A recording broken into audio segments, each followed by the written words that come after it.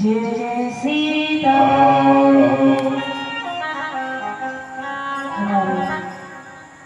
भगवान श्री मर्यादा पुरुषोत्तम प्रभु श्री रामचंद्र जी बोली सच्चे दरबार की जय।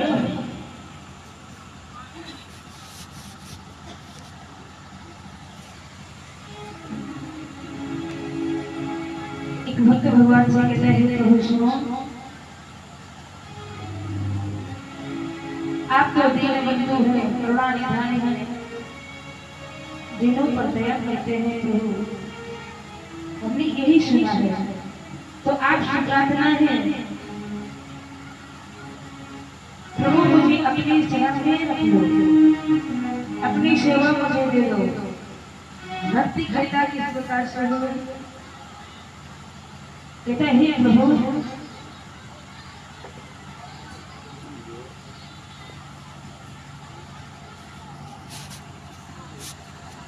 आपसे प्रार्थना है।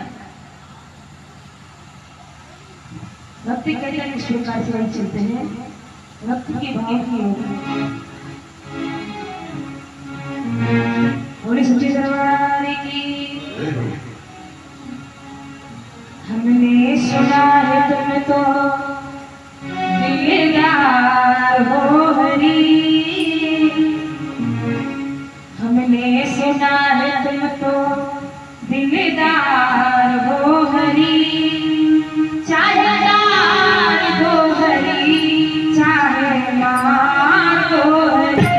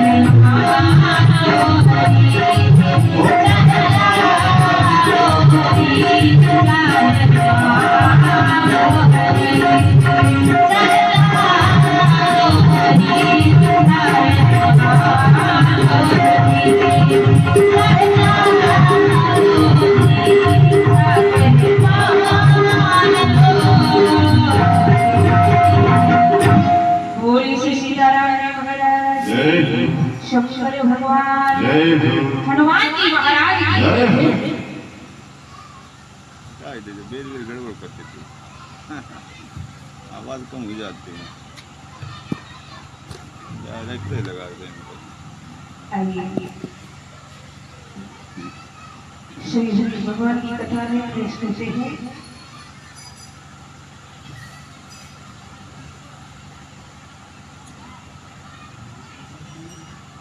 दिन की कथा में सभी भक्तों ने श्रवण किया।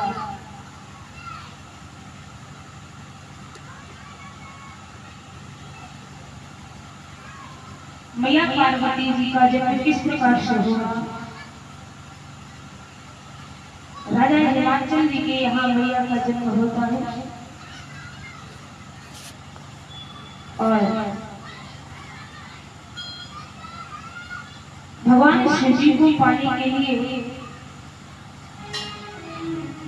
मैया पार्वती जी वन में जाकर के बड़ी कठोर तपस्या करती है।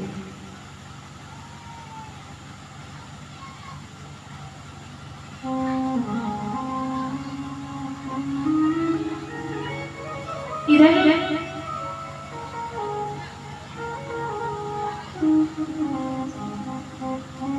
भगवान शंकर जी प्रिया सती जी के वियोग में बहुत दुखी है। यहाँ कहाँ बैठ करके कहीं स्वयं भगवान की कथा सुनाते हैं और कहीं किसी से कहते हैं कि आप मुझे सुनाइए, सुनते हैं। भगवान शंकर जी को कुछ भी याद नहीं रह गया, याद है केवल राम का नाम याद है।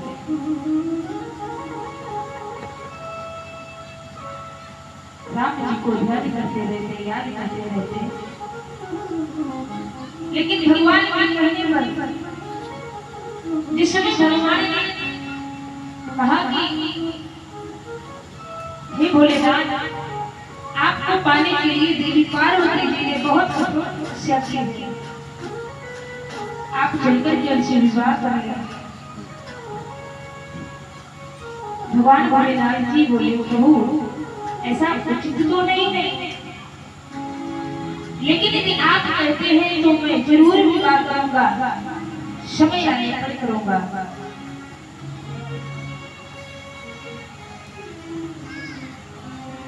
आपने मेरी कथा में श्रवण किया। इधर आगे तारक नाम का असुर हुआ जो कि अपनी भुजाओं के बल से लोक और लोक वालों को सभी को जीत लिया। देवता बड़े भयभीत हैं। ब्रह्मा जी के पास जाकर के पुकार लगाई।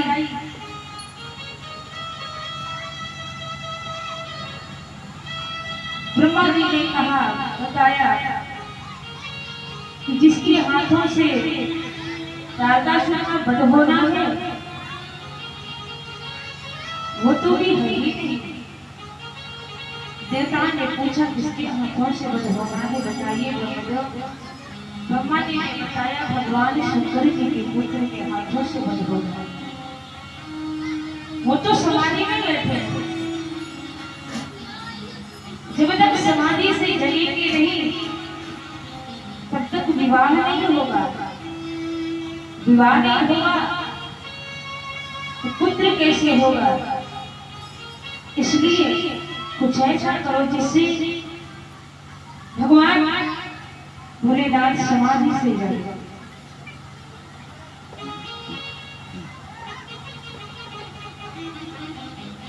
देवताओं ने कामदेव को बुलाया। कामदेव आकर के पूछते किस लिए बुलाया। देवताओं ने बताया तो पहले तो कामदेव ने मना कर दिया, नहीं नहीं, हम कैसे समाधि से जगा सकते हैं भगवान भोलेनाथ जी को। जो समाधि से जगाएगा समझो उसकी मृत्यु निकल है, बचेगा नहीं। देवता दुखी हो गए, लेकिन कुछ देर के बाद कामदेव बोले, विचार किया मन में कि जो दूसरों के हित के लिए अपने प्राणों का त्याग कर देते हैं, उसका नाम हमारा हो जाता है। यदि मेरे प्राण देने से देवताओं का हित हो रहा है, देवताओं का कार्य बन रहा है, तो ठीक है, मैं अपने प्राणों को ही देने के लिए तैयार हूं। कामदेव तैयार हो गए। भगवान शंकर जी की समाधि बनी करने के लिए सारे प्रयत्न कर डाले कामदेव ने, लेकिन भगवान शिव की समाधि में कोई भी प्रभाव नहीं डाला। आखिर में हार करके कामदेव ने अपने वो तीक्ष्ण बाण निकाले और एक साथ पांचों बाण छोड़ दिए भगवान शिव जी के हृदय में लगे जाकर के। भगवान शिव की समाधि टूट गई। भगवान शंकर बड़े क्रोधित हो गए, ऐसा कौन है जिसने मेरी समाधि तोड़ी? कौन है? आंखें खोल करके देखा, कोई दिखाई नहीं। चारों तरफ देखा, सामने आम का वृक्ष था, आम के वृक्ष में पत्तों की ओट में छिपा बैठा कामदेव। कामदेव को देख करके भगवान शिव को बड़ा था, इसने मेरी समाधि दी। क्रोध आया, क्रोध आने के कारण भगवान भोलेनाथ जी ने अपना तीसरा नेत्र खोल दिया और जैसे तीसरा नेत्र खोल करके कामदेव पर दृष्टि डाली, कामदेव जलते के भस्म हो गए।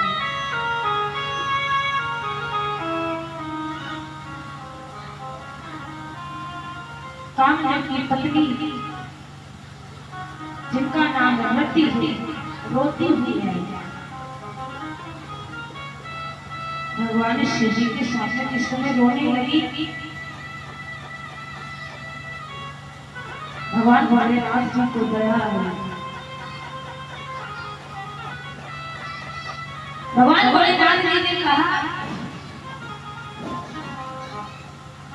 रति तुम रो क्यों नहीं हो? रति ने कहा कि मेरे पति को तो आपने जलाकर के भस्म कर दिया, मैं इसके सहारे आई। मेरे तो पति चले गए, कैसे रहूं? भोले बाबा को दया आई। भोले बाबा ने कहा, सुनो रति, तुम्हारे पति अब तो जल करके भस्म हो गए, हमने तुम्हें जीवित करने से कहा, लेकिन एक वरदान देता हूं, आज आपके पति शरीर समेत सभी को व्यापते थे, परेशान करते थे, लेकिन आज से मैं कहता हूं कि तुम्हारे पति बिना शरीर के सभी को व्यापेंगे। तुम्हारे पति का नाम आज से अनंत हो। और हाँ, एक वरदान और देता हूं कि जिस समय भगवान श्री राम जी द्वापर में आएंगे श्री कृष्ण के रूप में, उन्हें एक पुत्र होंगे जिनका नाम प्रद्युम्न होगा, वही पर तुम्हारे पति से तुम्हारा मिलन होगा। जाओ, मैं तुम्हें वरदान देता हूँ। जैसे वरदान दिया भोलेनाथ ने, रति प्रसन्न हो गई। रति वापस चली जाती है। भोलेनाथ जी बैठे हैं, देखो कितने दयालु है भगवान भोलेनाथ जी। क्रोध तो आता है, लेकिन यदि कोई सामने आकर के रो दे तो बड़ी जल्दी दया आती है। बड़े भोले वाले हैं भगवान भोलेनाथ जी। बैठे हैं कैलाश पर्वत पर। उसी समय ब्रह्मा जी ने कहा, चलिए अब तुरंत चलो महादेव के पास, नहीं तो ऐसा ना हो फिर से समाधि में चले जाए। देवता आते हैं, ब्रह्मा जी आते हैं, सभी देवता खड़े हो गए, हाथ जोड़ करके सभी खड़े। भगवान भोलेनाथ जी ने कहा, देवताओं किस कारण से आगमन हुआ है बताइए। बताया, हे भोलेनाथ, हम सभी देवताओं की इच्छा है आप विवाह करें, आपका विवाह हम अपने नेत्रों से देखना चाहते हैं। भोले बाबा ने जिस समय विवाह का नाम सुना, राम जी की याद आ गई, प्रभु की याद आई कि प्रभु ने भी कहा था कि देवी पार्वती से विवाह कर लीजिए, और मैंने भगवान से कहा था कि ठीक है, समय आने तो समय आने पर मैं विवाह अवश्य करूंगा। आज भगवान की बातें याद आई, जैसे आई तो भोले बाबा ने कहा ठीक है देवताओं, अब मेरा विवाह ही होगा, अब मैं विवाह जरूर करूंगा। जैसे कहा, देवता प्रसन्न हो गए, खुश हो गए कि भगवान भोलेनाथ जी विवाह के लिए तैयार हो गए। जैसे बाबा ने इतना कहा, देवताओं ने देरी नहीं लगाई, देवता अपने अपने लोग गए, चले गए, इसलिए कि बाबा की बारात में जाना है, बाबा की बारात में जाएंगे, चलो श्रृंगार करें, तैयार हो जाए, सज गए अच्छे से की बारात। लेकिन देवता स्वयं के सजने के लिए तैयार होने की सोचने लगे, लेकिन जो दूल्हा है जिसका विवाह होना, उसको सजाने की किसी चिंता नहीं, उसे सजाया जाएगा कि नहीं कि ऐसे ही चलते, उसकी चिंता नहीं, स्वयं की चिंता हुई कि हमें सजना है, तैयार होना है, चलना है। और आज भी जिसका विवाह होता है और दूल्हा हुए कम सजे, लेकिन बाराती होते बहुत सजते, इतना सजेंगे, इतना श्रृंगार करेंगे, क्या बताएंगे, और सोचते कि बारात में जाएंगे हमको देखेंगे, लेकिन बैठे महाराज कोई किसी को नहीं देखता, सभी अपने आप को ही देखते हैं, सब अपने को ही देख देख करके खूब प्रसन्न होते हैं कि हम खूब सुंदर लग रहे हैं, खूब अच्छे अच्छे। और जितनी बाराती है खूब सजे हो, और उनमें से एक केवल ऐसा आ जाए जो फटी पुरानी कपड़े पहने हो, कुछ श्रृंगार ना किए हो, तो सब अपने आप को भी भूल जाएंगे, सभी उसको देखें, हे भगवान कैसे बन के आए, इसके पास तो कुछ भी नहीं। बाबा ने जैसे कहा ठीक है विवाह होगा, सभी साथ चल गए। अब बाबा की ओर कोई नहीं देखता कि क्या करके तैयार होंगे, सजेंगे कि नहीं सजेंगे, सब चलते स्वयं को श्रृंगार करने के लिए, सजने के लिए। तो आइए चलिए चलिए बाबा की विवाह में भगवान भोलेनाथ जी की बारात की कथा की ओर चलेंगे। इसकी पहले 2 बार नाम संकीर्तन करते बड़े प्रेम से। बोली सच्चे दरबार की,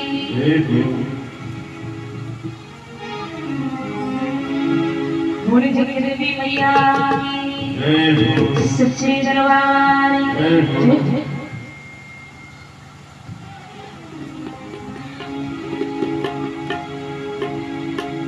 अजबे भोलेनाथ जी दरबार तुम्हारा, दरबार है तुम्हारा, अजबे भोलेनाथ जी दरबार तुम्हारा, दरबार है तुम्हारा।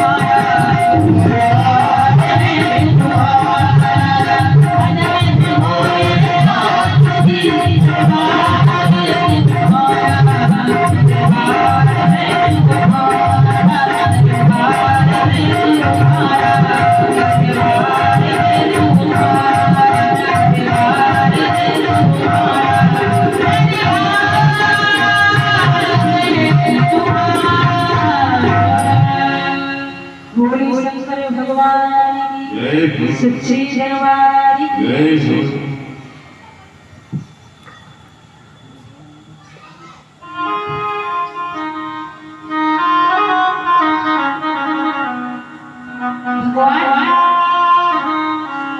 श्री भोलेनाथ जी के जैसा दरबार देखा है कैसा दरबार, इतना अच्छा दरबार है भोले बाबा का। भोले बाबा की यहाँ देखो, जिसका कहीं गुजारा ना हो रहा हो वो भोले बाबा के दरबार पर चला जाए, बड़े आराम से रहे।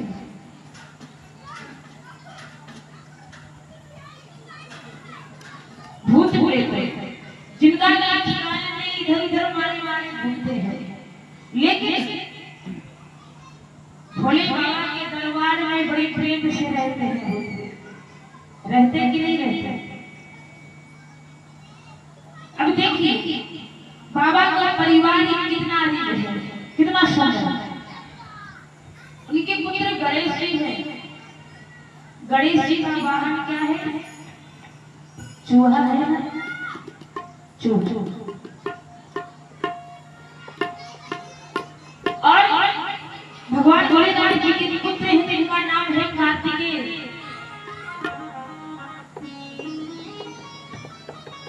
कार्तिक महाराज का वाहन क्या है? क्या है? मोर। क्या है? मोर है।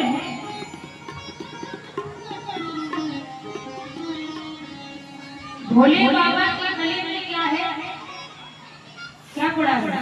सर्प है ना। और माता रानी का वाहन क्या है? शेर है। और भोले बाबा का वाहन क्या है? नंदी। भोले बाबा का इतना परिवार है और जिनका जो वाहन है वो सब एक दूसरे के शत्रु है कि नहीं? सच बताइए। गणेश जी का वाहन चूहा है और यदि सर्प मिल जाए क्या होगा? है दोनों एक दूसरे के शत्रु की नहीं है ना? बाबा के गले में सर्प है और कार्तिक महाराज का वाहन मोर है। सर्प और मोर मिल जाए तो छोड़ेंगे नहीं। भोले बाबा का वाहन नंदी, माता रानी का वाहन शेर मिल जाए क्या होगा? सभी एक दूसरे के शत्रु है, बहुत बड़े दुश्मन है एक दूसरे के। लेकिन बाबा के पास रहते हैं तो सभी बड़े मिलजुल करके रहते हैं, प्रेम से रहते हैं कि नहीं रहते? भला कोई किसी को हानि पहुंचाए? एक जगह पर रहते हैं, स्थान में रहते हैं, लेकिन एक दूसरे को हानि नहीं पहुंचाते, बड़े प्रेम से रहते हैं। भले बाहर जाकर कुछ भी करें लेकिन वहां पर किसी को हानि नहीं पहुंचा सकते, बड़े प्रेम से रहते हैं। भूत प्रेत तो सभी रहते हैं, भूत प्रेत भोले बाबा के दरबार में रहते, चाचा करते हैं। तो जिनका कहीं ठिकाना ना हो बाबा के दरबार में जाइए, बड़े प्रेम से रहो। इसीलिए भक्ति कहता है यजने भोलेनाथ जी दरबार तुम्हारा, दरबार है तुम्हारा। भूत प्रेत करे चाकरी सबका यहाँ गुजारा, अजय भोलेनाथ जी दरबार तुम्हारा, दरबार है तुम्हारा। सुंदर दरबार है भोले बाबा, बड़े प्रेम से रहते। बाबा ने जैसे कहा कि ठीक है मेरा विवाह होगा तो देवता भाग जाए अपने लोग को, चलो सच के आते हैं कि बारात में चलेंगे, देवता चलेंगे। अब यहाँ पर नंदी महाराज विचार करते हैं कि देवता कह तो गई कि बारात विवाह करना है, बाबा भी कह दिए कि हाँ विवाह होगा, लेकिन बाबा को सजाएगा कौन? यहाँ तो कोई नहीं है। देवता तो स्वयं चले गए। नंदी महाराज बाबा से बोले कि बाबा देवता तो चले गए, आपका श्रृंगार कौन करेगा? आपको सजाया कैसे जाएगा? हम लोगों को तो कुछ मालूम भी नहीं है कि दूल्हा को क्या क्या लगाया जाता है, कैसे सजाया जाता है, हम क्या जानेंगे? बाबा ने कहा क्यों चिंता करते हो, हम ऐसे ही ठीक है। नंदी ने कहा बाबा पराए नगर में जाना है, हंसी हो जाएगी यदि ऐसे जाओगे, लोग कहेंगे दूल्हा कैसा है, ये तो कुछ पहन ओढ़ के सजकर आया है।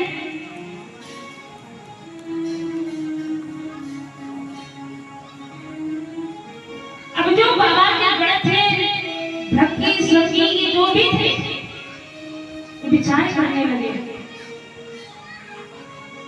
किसी तरह बाबा को तैयार तो करना ही पड़ेगा, सजाना तो पड़ेगा ही। देवता तो स्वयं चले गए, वो तो स्वयं तैयार हो करके आ जाएंगे, लेकिन मेरे बाबा तो ऐसे ही बैठे हैं, क्या किया जाए? सबकी चिंता मत करो, नहीं देवता सजाएंगे कोई बात नहीं, थोड़ा थोड़ा हमें भी मालूम है और जैसा बताए वैसा करते रहना, कुछ न कुछ तो बाबा को हम सजा ही लेंगे।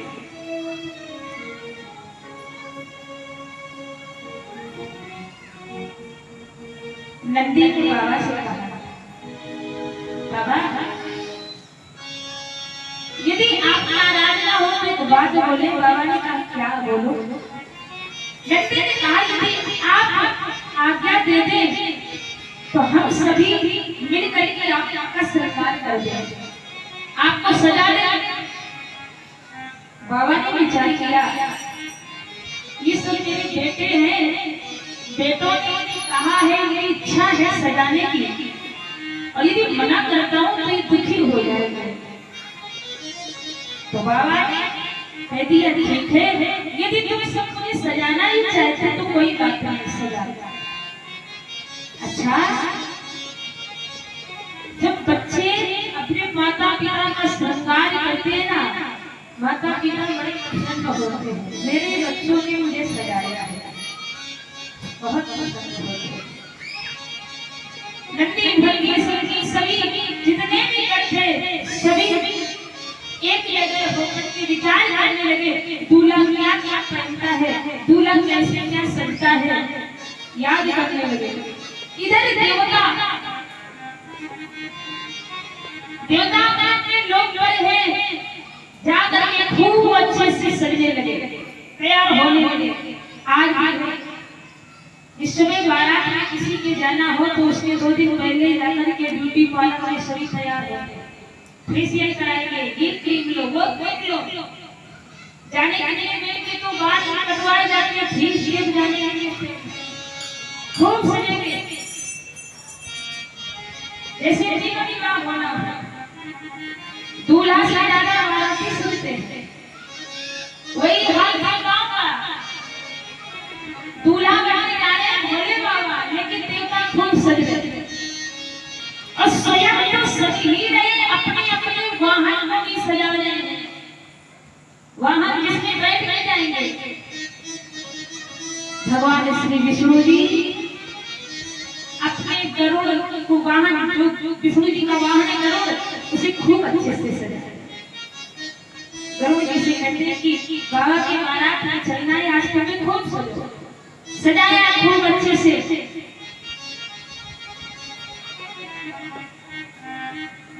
महाराज कुबेर भी अपने अपमान को खूब अच्छे से सजाते हैं, खूब लड़ियां लगा लटका करके खूब अच्छे से विमान को सजाया। यमराज जिन्हें कहते यम देवता, यमराज महाराज यमराज का वाहन क्या है? सबको मालूम होगा क्या है यमराज? भैंसा। क्या है? भैंसा। और भैंसा तो आप जानते हैं किस रंग का है? काला रंग का होता है ना। अभी यम देवता अपने काले भैंसों को ऐसे रगड़ रगड़ के नहला रहे जैसे उसे करिया सी गोल बना रहे,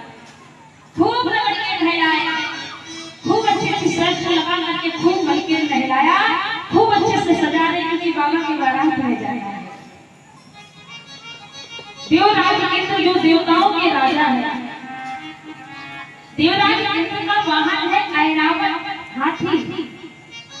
देवराज इंद्र अपने ऐरावत को खूब अच्छे से सजाया, तैयार किया, बारात में लगा। ब्रह्मा जी अपने हंस को बड़े प्रेम से सजाते हैं। बारात में चलना है, स्वयं तो तैयार होने वालों को भी अपनी अपनी सभी लोग सजाते और अपनी अपनी पत्नी देव सुंदरियों को भी बड़े अच्छे से श्रृंगार कराते बारात में चलना है। उधर देवता तैयार हो रहे, इधर नट्टी ठट्टी संगी विचार कर रहे, बताइए क्या करना चाहिए। ये हुआ कि हमें ठगी ने बताया कि हमने सुना है और देखा है कि दूल्हा के ऊपर मौर लगाया जाता है। नंदी ने कहा ये तो बहुत अच्छी बात बताई, मौर कहाँ से लाए, मौर कहाँ है, कहाँ से लाए, हम तो यहाँ पर ही जंगल में, मौर कैसे लाए। श्रृंगी ने कहा चिंता मत करो, अभी मौर की व्यवस्था करते हैं। काम को जिस तरह जलाकर के भोले बाबा ने भस्म किया था, तो क्रोध में भोले बाबा की जटाएं बिखर गई थी। जिस समय बिखरी तो श्रृंगी ने कहा कि चलो इन्हीं जटाओं को संभालते हैं।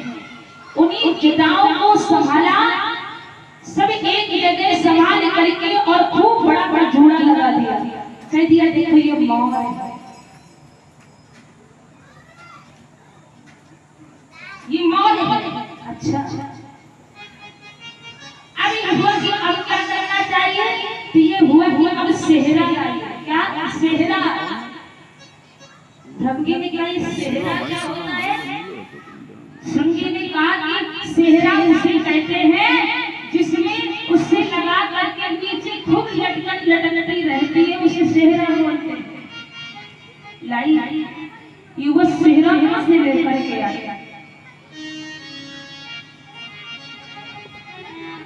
याद आया, रुकिए रुकिए अभी मैं सेहरा की व्यवस्था करता गए, जाकर के बड़ी दूर में निकल करके गए और वहां से 25-30 सर्प पतले पतले लेकर के आए।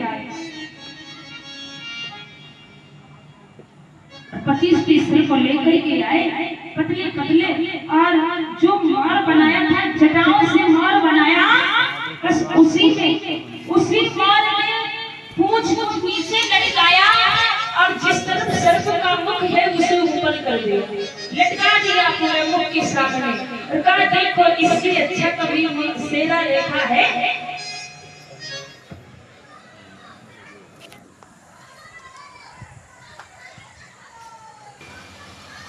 तो पतले पतले सर्प भगवान भोलेनाथ जी की जटाओं से अंदर से निकाल करके मुख के सामने लटकाया और उनका मुख ऊपर कर दिया, और जिस समय सभी मुख के सामने लटकने लगे तो पूंछ नीचे मुख के सामने लटक रहे और ऊपर से सर्पों ने अपना फन काट लिया और कहा देखा, देख करके नंदी ने कहा इससे अच्छा मुकुट और सेरम कहाँ मिलेगा, बताइए मिलेगा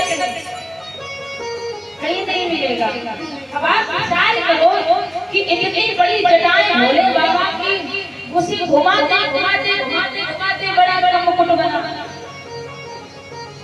और उसके ऊपर फिर सर्प ने फन काटे हो, नीचे मुख के सामने सर्प की पूंछ लटक रही हो, बाबा कैसे लग रहे हो।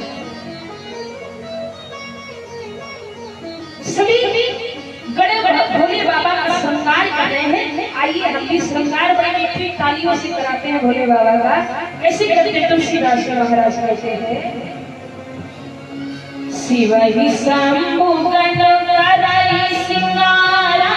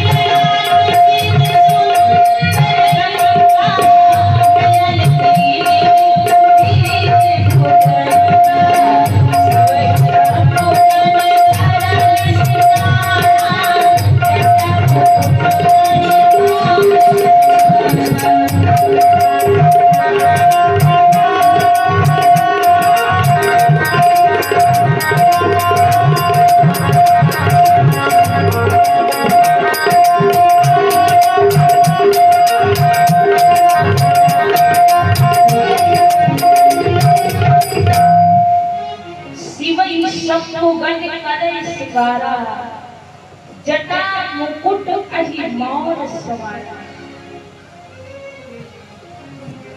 उनके सभी बच्चे उनका श्रृंगार करते हैं। श्रृंगार होता है उनका मौर और सेहरा उनका बहुत अच्छा लगा।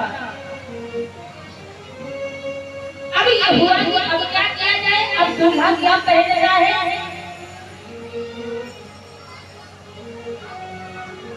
रंगी ने कहा, महाराज दूल्हा के कान में कुंडल हो दे, कुंडल पहनाएगा, कुंडल पहनाए होंगे बाबा को। ये हुआ कुंडल कहाँ से लाया। श्रृंगी ने कहा चिंता मत करो, भी कुंडल की भी व्यवस्था करते हैं। फिर से गए सर्प लेकर के आए और सर्पों को कुंडल बना करके पहनाने लगे। लेकिन अब ये नहीं कि ऐसे कुंडल बना कर पहनाते जैसे माताएं मैचिंग टू मैचिंग पहनती है ना, जिस जैसा इसका है वैसे इसका है। उसी प्रकार से बाबा को भी पहनाया गया। जिस रंग का सर्प इस कान में तो उसी रंग का सर्प इस कान में। अब ये हुआ कुंडल तो पहना दिया, लेकिन इसमें कुछ लटकन तो लगना चाहिए, नहीं तो इसमें से अच्छा लगेगा। तो जल्दी से गए श्रृंगी महाराज गए दौड़ करके और बिच्छू लेकर के आए। और बिच्छू उसी कुंडल में सर्प जो सर्प बनाकर कुंडल बनाकर के पहनाया था उसी में बिच्छू को लटका दिया है। दोनों तरफ एक लटका दिया। देखो कितने अच्छे कुंडल लग रहे हैं, ऐसे कुंडल देखे। अब ये हुआ, अब क्या किया जाए। श्रृंगी ने कहा याद आया, दूल्हे के गले में माला भी होती है, माला भी पहनानी होगी। बिना माला के कैसे अच्छा लगेगा। दूल्हा माला भी पहनता है, यो माला कहाँ से लाई जाए। रंगी ने क्या चिंता मत करिए, माला की भी व्यवस्था कर दो। ठीक है, दौड़ करके गए शमशान में और जितनी खोपड़ी पड़ी थी 30-25 खोपड़ी वही करके आए, रख दिया। श्रृंगी ने कहा इन्हें क्या करोगे। रंगी ने क्या माला बनाएंगे। ये खोपड़ी बड़ी लेकर के आए, ऐसे कैसे माला पहन करके एक बड़ा बस्ता सर्प लेकर के आए और उस सर्प में भी उन मुंडों को उन खोपड़ियों को खो दिया और माला बना के बाबा के गले में पहना दिया। देखो माला कितना अच्छा माला है, माला पहनाया। अब ये हुआ, अब क्या किया जाए। यज्ञ पवित्र जनेऊ पहनाना है। वासुकी नाम का यज्ञ पवित्र बना करके बाबा को पहना दिया गया। अब ये हुआ, अब क्या किया जाए। बाबा का श्रृंगार धीरे धीरे सब कुछ हो गया है, लेकिन बाबा की भी फेसियल नहीं हुआ। कुछ दिखना चाहिए। ये दूल्हा पाउडर खूब लगाया रहता है, पाउडर तो है ही नहीं, पाउडर की जरूरत है। बिना पाउडर के सब बेकार। ये हुआ, अब क्या किया जाए। पाउडर की व्यवस्था की जा रही। महाराज श्रृंगी दौड़ते हुए गए शमशान पर और चिता जली थी, चिता जली थी। उसी समय देखा वहां से जैसे चिता ठंड से हुई, उसकी जो राखी थी वो भस्म लेकर के आए और लगाया नहीं। लगाना मतलब होता है कि मिला करके लगाओ, कहीं कम ज्यादा ना, है ना। उसी कहते लगाना भी अच्छे से लगा लो, लेकिन लगाया नहीं। वो भस्म सीधे बाबा के मुख से लेकर के पैर में पोत दिया। अब पोतना तो समझते हो कि पोतो कैसे पोता जाता है। पोत दिया। बाबा अच्छे लग रहे हैं। बाबा के पूरे श्रृंगार में केवल 2 लोग सुंदर लग रहे हैं। वो कौन है।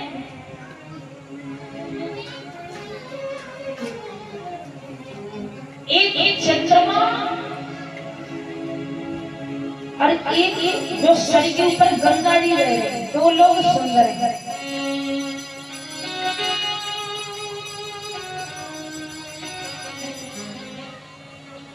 शशि ललाट सुंदर सिर गंगा, दो ही अच्छे हैं, बड़े सुंदर लग रहे हैं। बाबा का श्रृंगार हुआ, ये सभी से बाबा श्रृंगार हो गया बाबा का। लेकिन नंदी ने कहा सब कुछ अच्छा है, लेकिन एक काम गड़बड़ हो गया। क्या? बाबा पैर पे सब कुछ लिए, लेकिन बाबा के तन में वस्त्र तो कहीं है ही नहीं, बिल्कुल नहीं खड़े थे बाबा, बिल्कुल ऐसे ही नहीं। और ऐसे नहीं कि यदि किसी नगर में जाओगे तो बदनामी किसी का कुछ होने वाला नहीं है। भूल जाओ कि हमें कुछ नाश्ता पानी मिलेगा, भगवान कुछ तो लाइए बाबा को पहनाने के लिए, कि ऐसे ही चलोगे। भृंगी ने कहा कि ये तो बात बिल्कुल सच कही, जब तक बाबा कुछ पहनेंगे नहीं तो ऐसे कैसे ले जाएंगे। बाबा ने कहा कि कोई बात नहीं, हम ऐसे ही ठीक है, हम कभी पहने नहीं, जैसे यहाँ रहते हैं ऐसे ही रहेंगे। नंदी ने कहा ना महाराज, यहाँ की बात अलग है, लेकिन पराये नगर में जाना है।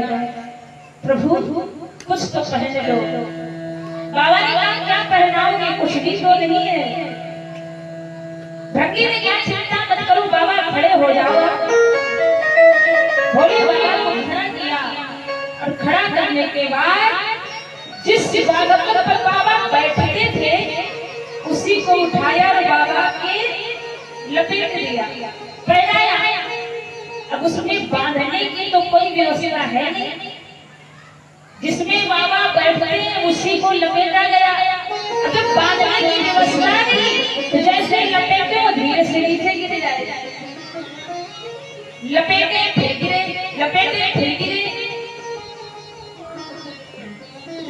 नंदी ने कहा ये तो काम बहुत गलत है, अब इसे रोकने के लिए कुछ न कुछ तो व्यवस्था करनी पड़ेगी। भृंगी ने कहा चिंता मत करो, व्यवस्था करता हूँ। गया भृंगी और एक खूब अच्छा मोटा काला ताजा बढ़िया सर्प था, खूब लंबा और मोटा पतला सर्प। उससे बोले चलो तुम मेरे साथ। उसने कहा कहाँ ले चले? भृंगी ने कहा बस चलते जाइए, समझ लो तुम्हारा भाग अच्छा है। उसे लेकर के आए और बाबा ने इसने पैगंबर लपेटा तो उसी को कमर से लपेट करके गांठ लगाई, बांधा और कहा एक बात सुन लो, तो बारात में चाहे जितना कोई नाचे कूदे उछले, लेकिन तुम इधर से उधर मत बनो। तुम यदि इधर से उधर हुए तो बाबा का पैगंबर खुला हंसी हो जाएगी, इसलिए तुम हिलना मत। सर्प ने कहा चिंता मत करिए, हम हिलेंगे नहीं, जैसे तुम मुझे कह रहे हो इसी प्रकार से मैं रहूंगा, आप चिंता मत करिए। बाबा का श्रृंगार हुआ, बाबा तैयार हो गए। बाबा ने उठाया अपना त्रिशूल, एक हाथ में त्रिशूल, एक हाथ में डमरू। बाबा ने कहा एक बार हमें दर्पण तो दिखाओ, हम लग कैसे रहे हैं।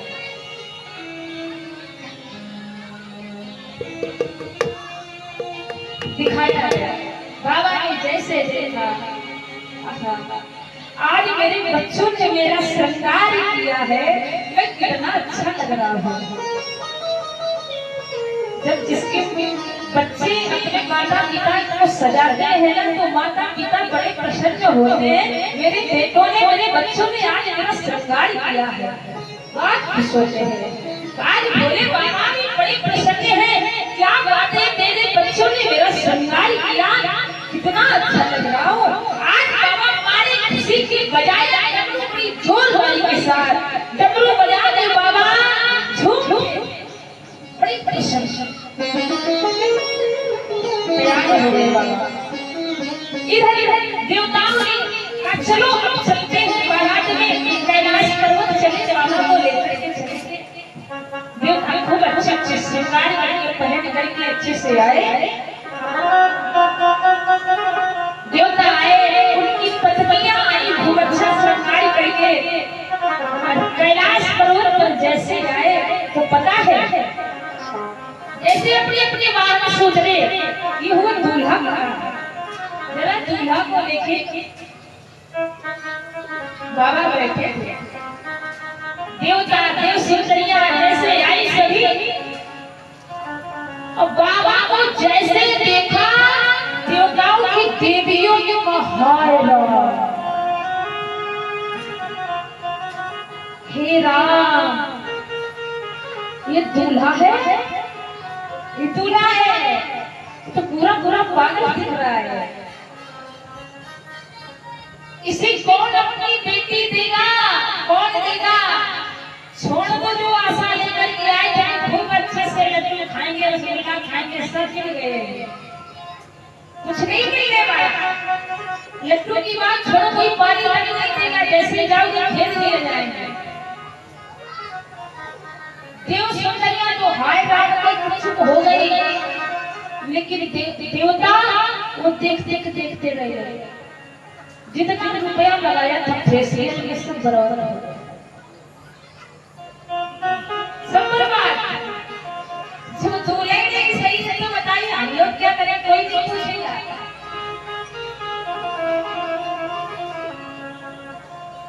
भगवान श्री विष्णु जी ने देखा, विष्णु जी ने कहा दूल्हा योग्य बाराती नहीं है। ये नहीं कहा कि बाराती योग्य दूल्हा नहीं, दूल्हा योग्य बाराती। ऐसा करो कुछ किया जाए। ब्रह्मा जी ने कहा कुछ नारायण किया जाए। भगवान ने कहा बस एक उपाय है, दूल्हा सरकार को यही छोड़ो, आगे निकल लो। यदि कुछ नाश्ता पानी करना है, खाना पीना है, दूल्हा को पीछे छोड़ो, आगे चलो। ब्रह्मा जी ने कहा फिर दूल्हा कैसे आएगा? दूल्हा ये दूल्हा जाने की कैसे आना है? जल्दी निकलो, आगे जल्दी चलो। और सुनो, जो कुछ भी मिले वही खा लेना, पी लेना। यदि आम का जूस मिले तो ये न कहना कि आम का नहीं है, अनार का जूस दो। नहीं तो जैसे ये सब आए तो जो आम का जूस भी मिलने वाला होगा वो भी नहीं मिलेगा। इसलिए जल्दी से चलो, जो मिले करो नाश्ता पानी, फिर राम जाने क्या होगा। चलिए ब्रह्मा जी, विष्णु जी, सभी देवता चल दिए। और जैसे चले निकले, नंदी ने कहा बाबा बाराती भाग गए, कहो तो बुलाओ। बाबा ने कहा बुलाना मत, जाने दो, इन्हें जाने दो। नंदी ने कहा बाबा क्या बात है, तो बिना बाराती के दूल्हा चल गया। बाबा ने कहा उन्हें जाने दो, उन्हें आगे जाने दो, अपने साथ भी बाराती रहेंगे, तुम चिंता मत करो। बेटा नंदी, जितना अपने दूध में आनंद आता है इतना दूसरे वाले में नहीं आता। नंदी ने कहा अपने वालों को किसी ने बुलाया तक तो है नहीं, कार्ड दिया नहीं, कैसे? बाबा ने कहा ये बताओ कभी कोई अपने वालों को कार्ड देता है क्या? अच्छा, जब किसी के बेटे का बेटी का विवाह हो तो सब लोग कहेंगे हे राम भगवान तुम भी आ जाना, हे विष्णु जी आप भी आ जाना, कृष्ण जी, दुर्गा मैया, माता रानी आपका भी निमंत्रण, सबको बुलाते हैं। लेकिन ये तो कोई नहीं कहता कि हे भूत बाबा तुम भी आ जाना। बुलाते हैं क्या? कोई नहीं बुलाता ना। और ये कहते हैं तुम बाहर ही रहना, तुम यहाँ ना आना, कोई नहीं बुलाता। भोले बाबा नहीं कह रहे कि अपने वालों को कोई नहीं बुलाता, लेकिन आज मेरी बारात है, मेरा विवाह होने जा रहा है तो हम सबको बुलाएंगे। देवता तो आगे चले गए, लेकिन अपने वालों को हम लेके चलेंगे। कभी अब वो कभी बारात नहीं कर पाए तो हमारी बारात में तो शामिल हो जाएगा। जब बुलाया नहीं गया तो वो आएंगे कैसे, पता नहीं कहाँ होंगे। बाबा ने कहा कहाँ होंगे, यही सब होंगे आसपास, एक बार बुलाइए तो सही। जैसे बाबा ने कहा तो आवाज लगाई बड़ी जोरदारी के साथ, ऊपर को हाथ उठाकर सभी लोग बोलिए हर हर महादेव। बोलिए भाई, हर हर महादेव, हर हर महादेव। जैसे हर हर महादेव की आवाज लगाई, जितने भूत प्रेत चुड़ैल हाथी डाकनी साजनी जितने थे सभी दौड़ गए हुए।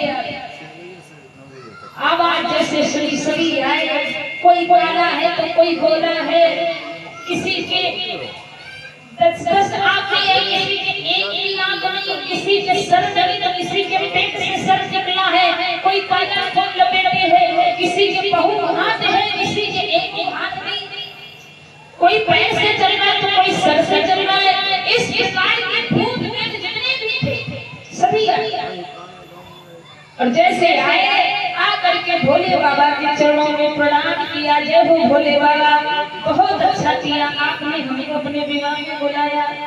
कोई नहीं बुलाता लेकिन आपने बुलाया, प्रणाम किया। भगवान भोलेनाथ जी ने आशीर्वाद दिया। खड़े हो गए सभी। बाबा ने कहा बेटे बच्चों सब सब तुम मेरे विवाह में मेरे साथ चलना। चलने की तैयारी हुई। ये हुआ बाबा चलो बैठिए, नंदी पे बैठिए। अच्छा बताइए, भोले बाबा नंदी पर बैठते हैं, बड़े खुशी के साथ बैठते हैं। जिस तरफ नंदी का मुख होता है उसी तरफ को बाबा भी मुख करके बैठते हैं। बैठते कि नहीं बैठते? बैठते हैं ना, बैठते हैं। लेकिन आज बाबा अजीब प्रकार रोज बैठते थे नंदी के मुख की तरफ को करके, और आज जब विवाह का समय है तो जिस तरफ नंदी की पूंछ है उस तरफ बाबा अपना मुख करके बैठे। हाँ, जिस समय बैठे नंदी ने कहा बाबा रोज तो तुम बड़े सही से बैठते थे, आज क्या बात है, आज आपकी बैठाई ही अलग है। बाबा ने कहा हाँ आज मेरी बैठाई अलग है, हम ऐसे ही बैठ के चलते। ठीक है, बैठ गए और बाबा की बारात चलती है। तो आइए मीठी मीठी तालियां बजाते हुए बाबा की बारात लेकर के चलते हैं। थोड़ी थोड़ी जय हो।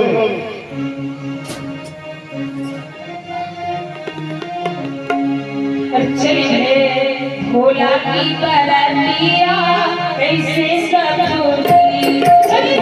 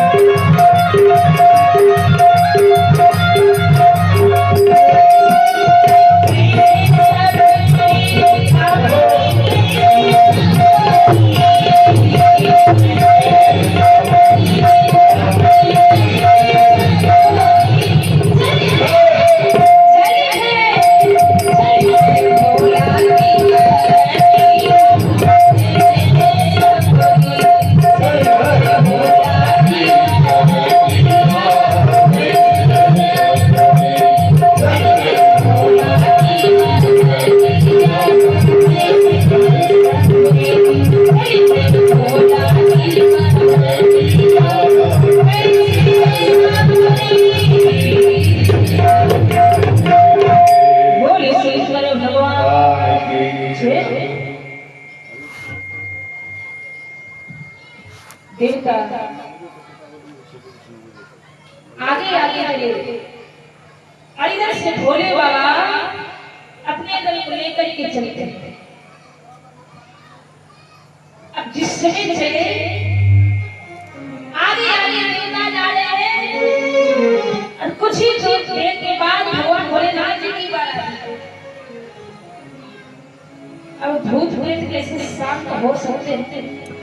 वो शांति से जाएंगे? ना ना ना।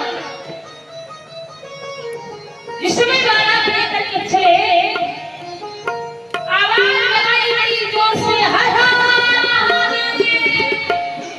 जैसे आवाज लगाई हर हर महादेव, देवराज इंद्र भगवान विष्णु से बोले, हे नारायण, बाराती को सभी आगे आगे चल रहे हैं, ये हर हर महादेव की आवाज पीछे कैसे आ रही है? ये कहां से आ रही है? कौन बोल रहा है? भगवान विष्णु मुस्कुराए और मुस्कुरा करके बोले, हे देवराज, जिनके लिए हम सोच रहे थे कि कहीं हो ना जाए वही आ रहे। अब जो बाबा में असली बाराती है वो बाराती अब आ रहे हैं, लेकिन कोई बात नहीं, आप जल्दी से चलो, जो मिल जाए नाश्ता पानी करिएगा, फिर देखा जाएगा। चलिए ध्यान मत दो उनकी तरफ, आगे चलो चले।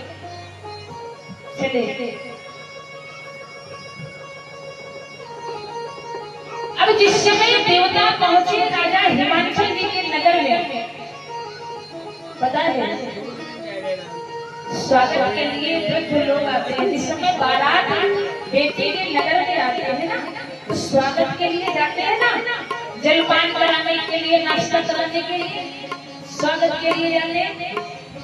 तो राजा हिमांचल के बुजुर्ग लोग, जो वृद्ध लोग थे, उनको बुलाया। आए सभी माला लेकर के आए थे स्वागत के लिए। लेकिन जिस समय ब्रह्मा जी ने देखा कि देवताओं की मंडली आ रही थी, जलपान कराया और माला पहनाते हैं, तो ब्रह्मा जी को जिस समय देखा, तो जो स्वागत करने वृद्ध लोग आए थे उन्होंने कहा, राजा जी दामाद तो बहुत अच्छा चुना है। ब्रह्मा जी से बोले कि आप राजा जी के दामाद हो गया? ब्रह्मा जी ने कहा नहीं नहीं नहीं, हम दामाद नहीं है। तो उन्होंने कहा फिर कहाँ है दामाद, कहाँ है? ब्रह्मा जी ने कहा हम तो बाराती हैं, दामाद पीछे आ रहा है, दामाद पीछे है। स्वागत करने आए थे, उन्होंने कहा जिनके बाराती इतने सुंदर होंगे तो दूल्हा बहुत सुंदर। ब्रह्मा जी के गले पहनाई आई। इसके बाद विष्णु जी का नंबर आया। भगवान विष्णु को देख करके स्वागत करने वालों ने कहा कि उन्होंने कहा था कि हम बाराती दूल्हा पीछे हैं, तो पक्का यही है, बहुत सुंदर। भगवान विष्णु जी के गले में माला पहनाई, कहा तुम्ही दूल्हा हो, हमें पता है तुम्ही हो, बहुत सुंदर हो। विष्णु जी ने कहा नहीं नहीं नहीं, हम दूल्हा नहीं है, दूल्हा पीछे है, हम सब बाराती हैं। अब तूने और विश्वास हो गया, जिनके बाराती इतने सुंदर होंगे दूल्हा क्या सकता है? बड़ी प्रसन्न देवराज इंद्र का भी सम्मान किया, उनसे भी कहा, देवराज इंद्र ने भी कहा ना ना ना, हम सभी बाराती जितने दिखाई दे सब बाराती है, दूल्हा पीछे आता होगा। हाँ स्वागत हुआ।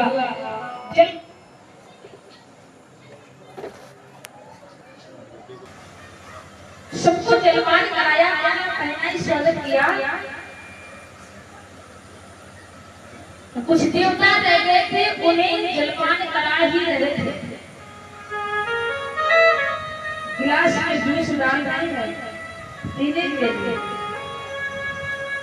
तब तक आवाज आई, हर हर महादेव, हर हर महादेव, हर हर महादेव। तो जिनके स्वागत करने वाले वृद्ध लोग थे, रह गए। हमने तो सबको स्वागत कर दिया, जलपान करा रहे, ये आवाज कहाँ से आ रही है? तो कुछ देवता जो रह गए थे उन्होंने कहा लगता है अब हमें मिलेगा ही नहीं कुछ आ गए ये सब, भूखे रहना पड़ेगा क्या? तो देवताओं ने क्या कहा, ना ना ना बाबा तुम मुझे जलपान पीने के लिए जल दो, जलपान कराओ, ये सब बराती यही आवाज लगा रहे हैं, तुम मुझे जलपान कराइए। लेकिन तब तक हुआ क्या, भूत प्रेतों का मार्ग एक नहीं है, कोई धरती से निकल रहा है तो कोई आकाश से उड़ के आ रहा है तो कोई सामने चला आ रहा है। ही हा करते हुए जिस समय आए, जो बाबा देवताओं को जो भी जूस डाल रहे थे गिलास में, ऐसे डाल रहे, ऊपर देखा ऊपर से ये उड़ता हुआ रहा है, तो वो खुला है, वो देखते रह गए, देखते रह गए। अब वो ग्लास भर गया, ग्लास से वो गिरना नीचे, वो दिख रहे, हाय बाप रे, हाय साहब जी क्या देवता हो गया, मिल गया क्या, खाना पीना सब हो गया। अब वो देखते देखते गिर गया, तब तक सभी भूत प्रेत धीरे धीरे आ गए। हर कहने लगे बाबा अभी सबका स्वागत बड़े प्रेम से कर रहे थे, हमारा नहीं करोगे क्या, हमारा भी स्वागत करिए। जो वृद्ध लोग थे उन्होंने कहा कि चिंता मत करो, इनको एक माला पहनाई है, हम तुम्हारे गले में दो माला पहनाएंगे, लेकिन बस शांत रहना, अभी माला पहनाते हैं। स्वागत ने सम्मान किया। अब जो कुछ ज्यादा डरने वाले थे वो देखने लगे कि कहाँ है हमारा वाहन, हम बैठ के निकल लेंगे। लेकिन देखते क्या है कि भूत प्रेतों को देख करके जितने जितने वाहन थे, घोड़े आदि जो भी सब भाग गए, डर के मारे सभी भाग गए। अब हुआ क्या, जो थे जो चल चलते थे कुछ थोड़ा बहुत तो सीधे चले गए, धीरे धीरे निकल गए, लेकिन जिनके गांठों में घुटनों में दर्द है वो टांग पकड़ के वहीं बैठ गए, भाग भी नहीं पाएंगे, यहीं बैठे रहो, जीवन होगा तो जीवित रहेंगे, मरना होगा तो बचाएंगे नहीं कर बैठे। बोले बाबा आज सब लोग जलवासी में है, स्वागत सम्मान हुआ। इसके बाद द्वार पाठ का समय आया,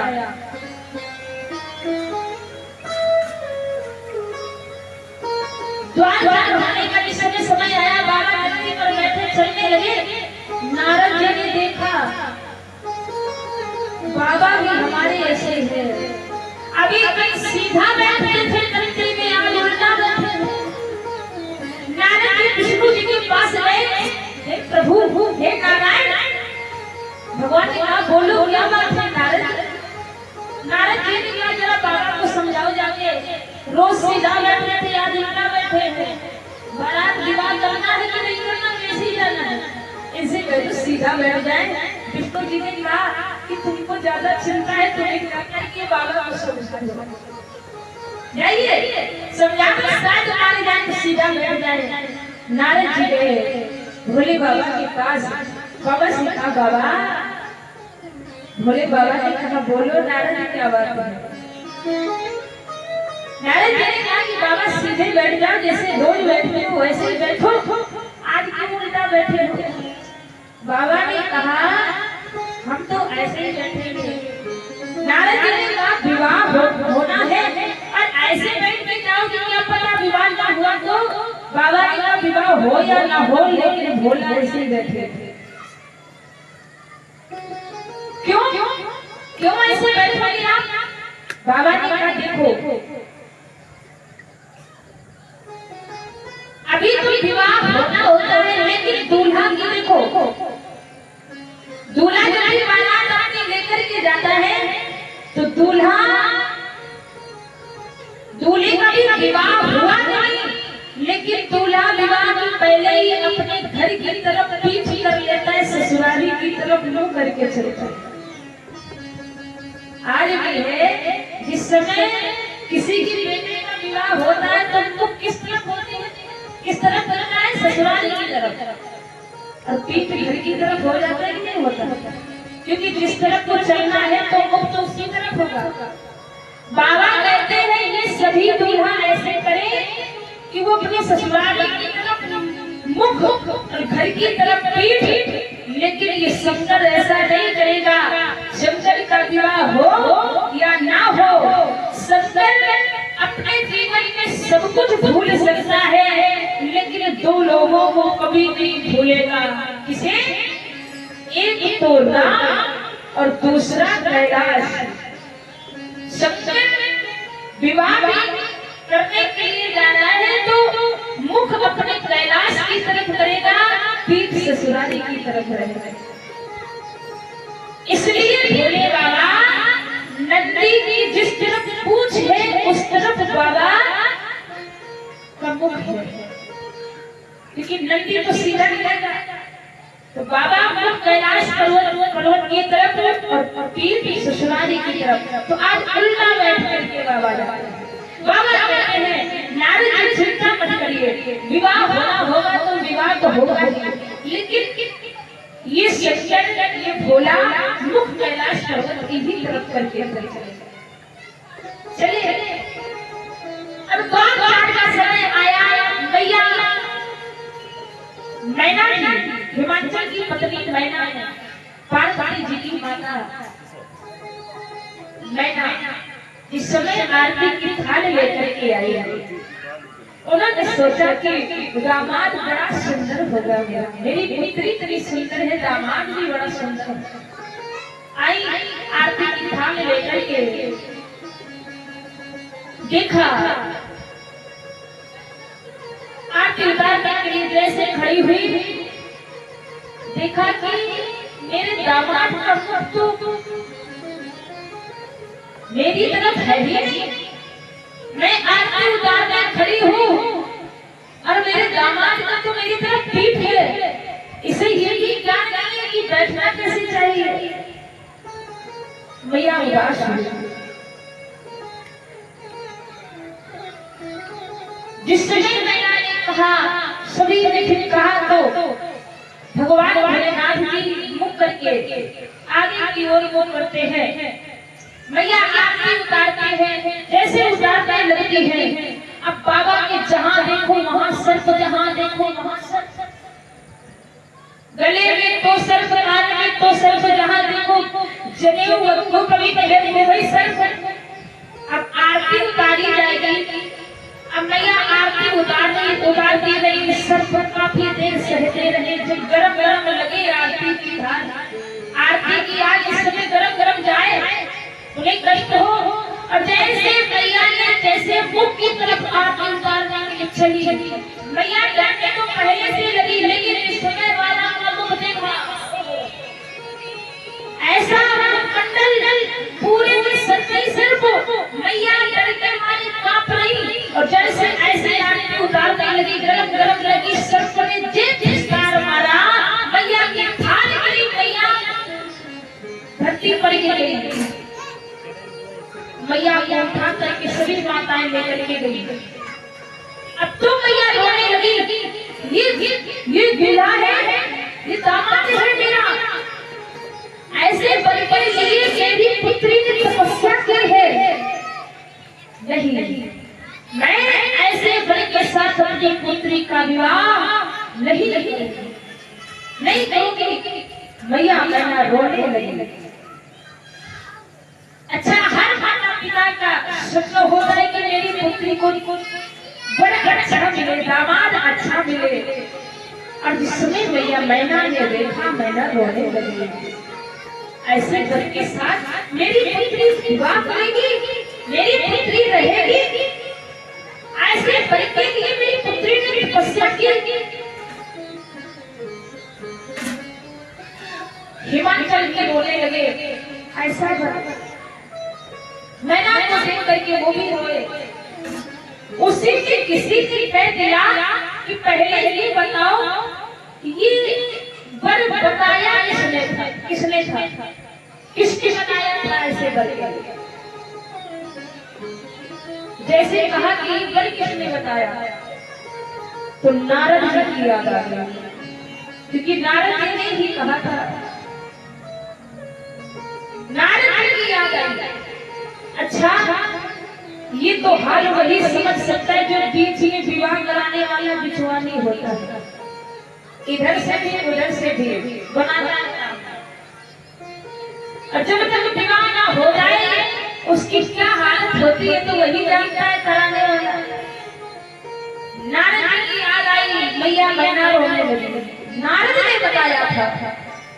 अरे नारद क्या जाने, नारद तो स्वयं विवाह हुआ नहीं, स्वयं नहीं, वो क्या जाने कि अपनी ना होती। अरे मेरी मजाक ही गाड़ा था नारद का, जो नारद ने मेरा बसा बसाया घर उजाड़ दिया। मैया मैना रोते हैं, मैना कहती है, तुलसी बाबा कहते हैं, मैया बोली नारद करे मैं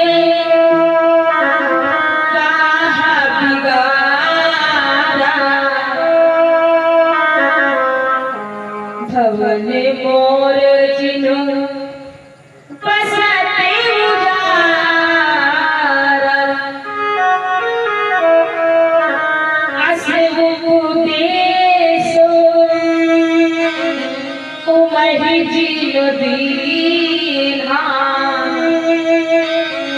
बौरे परई लागी तपी।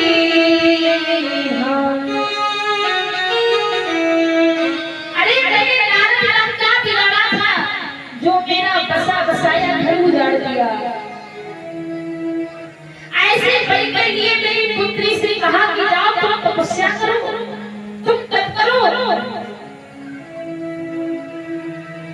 और ऐसे बारे बड़ी ये मेरी पुत्री ने इतनी कठोर तपस्या की। ऐसा मैं ऐसा विवाह नहीं करने दूंगी, मैं मेरी पुत्री को ऐसे बड़े के साथ विवाह नहीं होने दूंगी। मैं अग्नि में चले जाऊंगी, पहाड़ों से कूद जाऊंगी अपनी पुत्री को लेकर के, लेकिन ऐसे बड़े के साथ अपनी पुत्री का विवाह नहीं करूंगी। उसी समय उस बारात में नारद जी भी आए थे। नारद जी को देखा, हिमाचल तो लेकर के आए।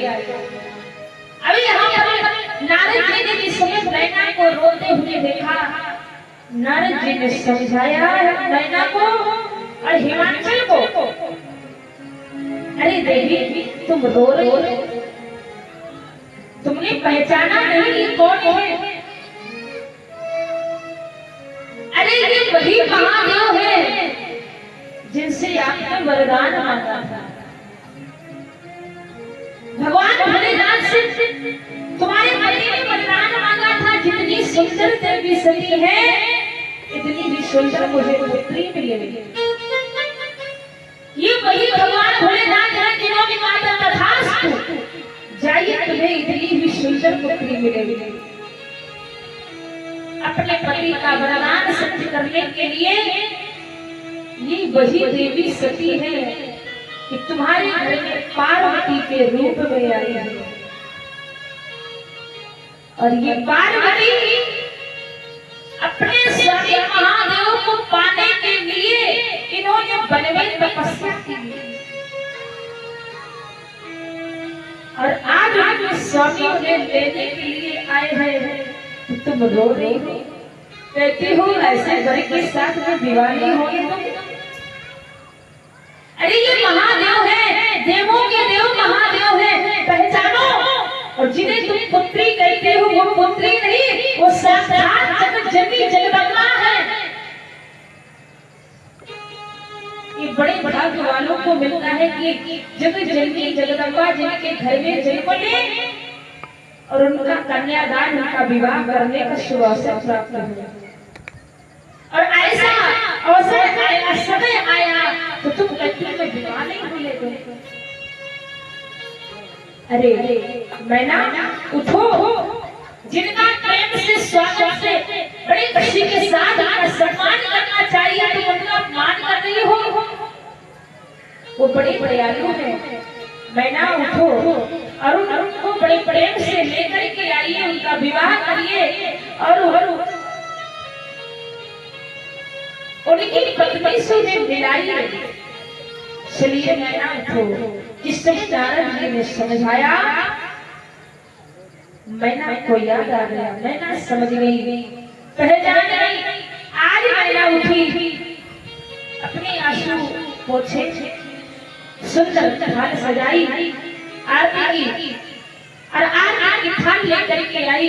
भोले बाबा की आरती उतारी, दर्शन किया, हाथ पकड़ करके अंदर महल में लेकर के आई, मंडप पर बैठाया और भगवान भोलेनाथ जी मैया पार्वती जी का विवाह करती बड़े प्रेम के साथ। राजा भगवान ने बड़े प्रेम के साथ कन्यादान किया। मैया पार्वती जी का हाथ महादेव जी के हाथ में दे दिया, विवाह कराया। भोले बाबा मैया पार्वती जी के माथ में सिंदूर भरा।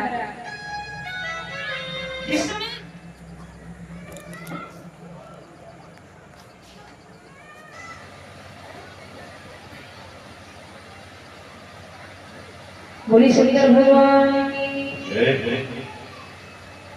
बड़ी प्रेम के साथ, खुशी के साथ भगवान भोलेनाथ जी और मैया पार्वती जी का विवाह हुआ। विवाह होने के बाद मैया की विदाई का समय आता है। जिस समय विदाई का समय आया, मैया पार्वती जी को समझाती है और कहती है, बेटी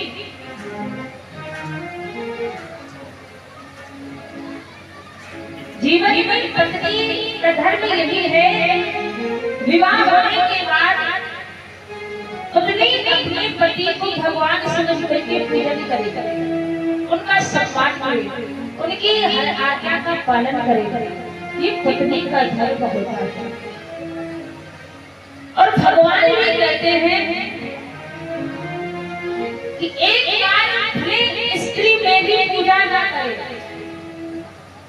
लेकिन अपने पति की हर आज्ञा का पालन करे और अपने पति का सम्मान करे। और जो पत्नी ऐसा करती है उससे मैं हमेशा प्रसन्न रहता हूँ, और जो चाहती है उसकी हर इच्छा में पूरी करता हूँ। अरे नारी ऐसा नहीं करती। पति अपनी पत्नी के कार्यों से दुखी रहता है। पति दुखी रहे, पति का ध्यान ना दे जो नारी, और मेरा पूजन करे, मेरे मंदिर आए, आरती उतारे, तो कितना भी मेरा पूजन करे, कितने भी व्रत करे, लेकिन यदि उसका पति प्रसन्न नहीं होता तो मैं भी प्रसन्न नहीं हो सकता। भगवान कहते हैं पहले अपने इस पति को प्रसन्न कर लो, ये खुशी है। तो हम जगतपति भगवान तो जगतपति हैं, वो तो पूरे संसार के पति हैं। वो कैसे प्रसन्न हो सकते हैं?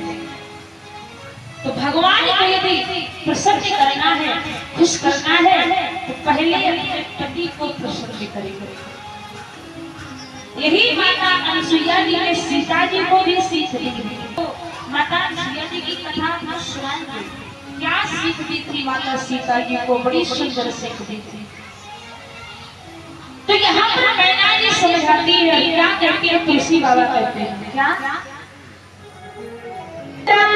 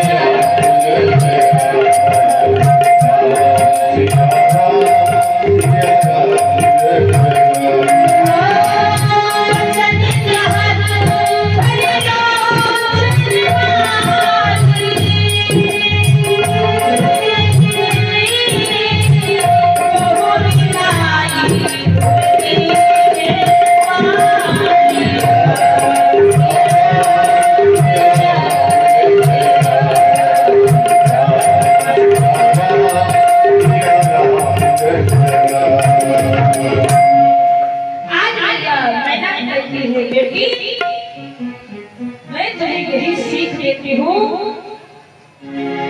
कि अपने पति, अपने स्वामी के चरणों की खूब सेवा करना, खूब पूजन करना। नारी के लिए पति ही देवता होता है, उनकी खूब सेवा करना, जिससे तुम्हारे स्वामी तुम पर हमेशा प्रसन्न बने रहे, और वो प्रसन्न रहेंगे। उनका हाथ यदि तुम्हारे शीश पर है तो भगवान का हाथ हमेशा तुम्हारे सिर पर बना रहे।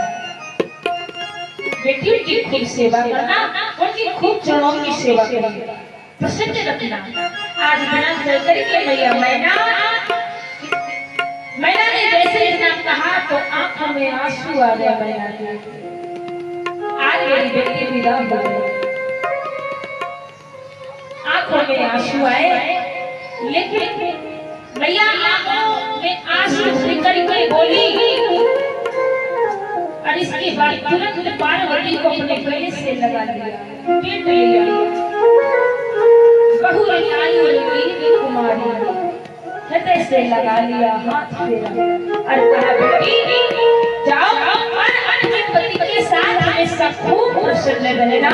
तुम प्रसन्न रहोगी तो मैं भी प्रसन्न रहूंगा, खूब खुशी से रहो। विदा किया और महादेव जी से कहा, हे प्रभु मेरी बेटी के अंदर ज्यादा ज्ञान नहीं है, कोई गलती हो जाए तो क्षमा करते रहना।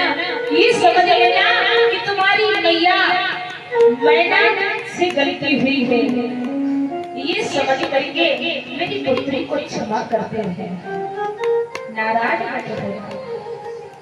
और बड़ी बड़ी साथ मैना विदा करती, हिमाचल विदा करते हुए मैया पार्वती जी भगवान भोलेनाथ जी के साथ कैलाश पर्वत पर आती है।